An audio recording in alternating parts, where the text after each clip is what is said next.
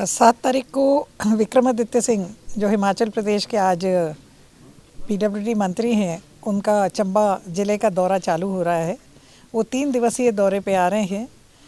पहले दिन उन्होंने बनीखेत, जहाँ पे स्पोर्ट्स का स्टेडियम है, क्योंकि पीडब्ल्यूडी के अलावा उनके पास स्पोर्ट्स का भी विभाग है, स्पोर्ट्स का स्टेडियम है, उसका निरीक्षण करना है। उसके बाद डलहौजी में एक निर्माणाधीन है स्पोर्ट्स स्टेडियम, उसका निरीक्षण करना है। और वहाँ से फिर वो सीधे यहाँ भिलई आएंगे।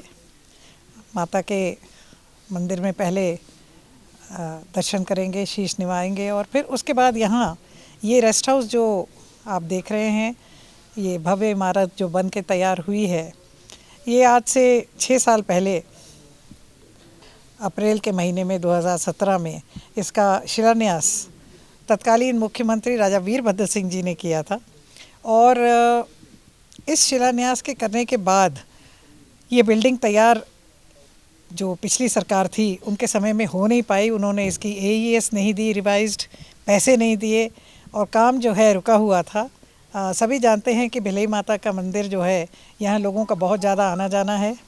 और ये जो बिल्डिंग है बन के तैयार हो जानी चाहिए थी। राजा वीरभद्र सिंह जी का ये एक ड्रीम प्रोजेक्ट था। बल्कि ये जो साइट है, ये भी उन्होंने ही चुनी थी कि यहाँ पे जो है ये रेस्ट हाउस बनना चाहिए। और आज ये 7 कमरे हैं इस रेस्ट हाउस में, ड्राइंग डाइनिंग अलग, चौकीदार रूम अलग। आपने देखा बड़ी सी पार्किंग भी है और बहुत बढ़िया यहाँ से व्यू भी है। 7 तारीख को मुझे लगता है कि एक अपने आप का अनोखा उद्घाटन होगा, जिसका शिलान्यास जो है राजा वीरभद्र सिंह जी बतौर चीफ मिनिस्टर और पीडब्ल्यूडी मिनिस्टर भी थे वो उस वक्त, ने किया था। और आज उसका उद्घाटन जो है 7 तारीख को जून को विक्रमादित्य सिंह जो उनके पुत्र हैं उसका उद्घाटन कर रहे हैं। मैं समझती हूँ कि ऐसा बहुत ही मेरे नॉलेज में तो कोई भी ऐसी बिल्डिंग नहीं है जहाँ पिता ने फाउंडेशन स्टोन रखा हो और पुत्र जो हैं उसी मंत्री के महकमे बंद करके उसका उद्घाटन कर रहे हूँ। तो माता की कृपा है। राजा वीरभद्र सिंह पे भी भद्रकाली भीमा काली की बहुत ज़्यादा कृपा थी और यही कृपा विक्रमादित्य पर भी बनी हुई है, इस इलाके पर भी बनी हुई है। और मैं समझती हूँ कि ये रेस्ट हाउस जो बन रहा है, ये इस इलाके के लिए एक और मील का पत्थर साबित होगा। वीरभद्र सिंह जी भाजपा में कब गए इसका मुझे ज्ञान नहीं है। मेरी जानकारी और हिमाचल प्रदेश और हिंदुस्तान और विश्व की जानकारी के मुताबिक वीरभद्र सिंह जी पैदाइशी कांग्रेसी थे। 6 बार कांग्रेस के मुख्यमंत्री बने। बतौर 6 बार मुख्यमंत्री अनेकों बार वो यहाँ आए। अनेकों संस्थान जो यहाँ खुले हुए हैं वो वीरभद्र सिंह जी की देन है। और जिस बिल्डिंग की हम उद्घाटन की बात कर रहे हैं, इसका शिलान्यास भी जो है वीरभद्र सिंह ने किया। अब भारतीय जनता पार्टी को अपनी नाकामियाँ छुपाने के लिए अगर इस तरह की बातें करनी है तो मुझे उनके ऊपर सिर्फ ये कह सकती हूँ कि अज्ञानता का एक टैग लगाना है कि वो अज्ञान है कि इस बिल्डिंग का शिलान्यास भी वीरभद्र सिंह जी ने किया और उद्घाटन जो है उनके ही पुत्र विक्रमादित्य सिंह कर रहे हैं। देखिए, जब सरकार बनी तो सुक्खू जी के मुख्यमंत्री बनने के बाद सरकार ने ये फैसला लिया था कि जिन स्कूलों में बच्चों की तादाद नहीं है वहाँ पे रिव्यू किया जाएगा।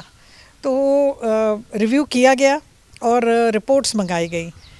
कहीं कहीं ऐसा हुआ कि जो रिपोर्ट मंगाई गई थी वो 15 मार्च तक की मंगाई गई थी।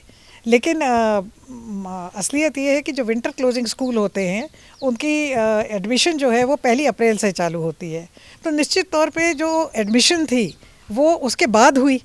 तो हमने ये स्कूल डिनोटिफाई हो गए उस कन्फ्यूजन में कि ये यहाँ पे बच्चे थे नहीं थे, क्या थी स्ट्रेंथ। तो जब मैंने 5 जो 3 हमारे यहाँ 2 senior secondary school, 3 high school और 2 मिडिल स्कूल नोटिफाई हुए थे।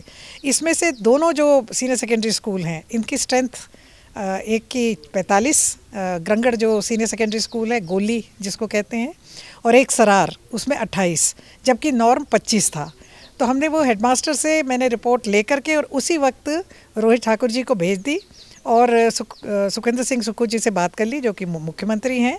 और उन्होंने फिर ये कहा कि अगर हाई स्कूल्स की और मिडिल स्कूल्स की भी आप भिजवा दें।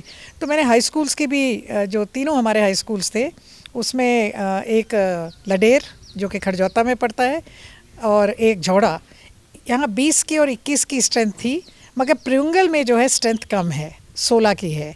ऐसे ही जो हमारे 2 मिडिल स्कूल हैं उसमें जो लकड़ मंडी की स्ट्रेंथ है वो 20 से ज़्यादा है, मगर जो जटौता में स्कूल हुआ था सलोनी पंचायत में उसमें एनरोलमेंट दुखद बात है लेकिन शून्य है, वहाँ एनरोलमेंट हुई नहीं। तो ये हमने भेज दिया था। तो जो जो स्कूल क्वालिफाई करते थे, हम धन्यवादी है सुखू जी के और रोहित जी के और सरकार के कि उन्होंने लोगों की आवाज़ सुनते हुए एक दिन भी नहीं लगाया और ये स्कूल जो है वापस नोटिफाई हो गए।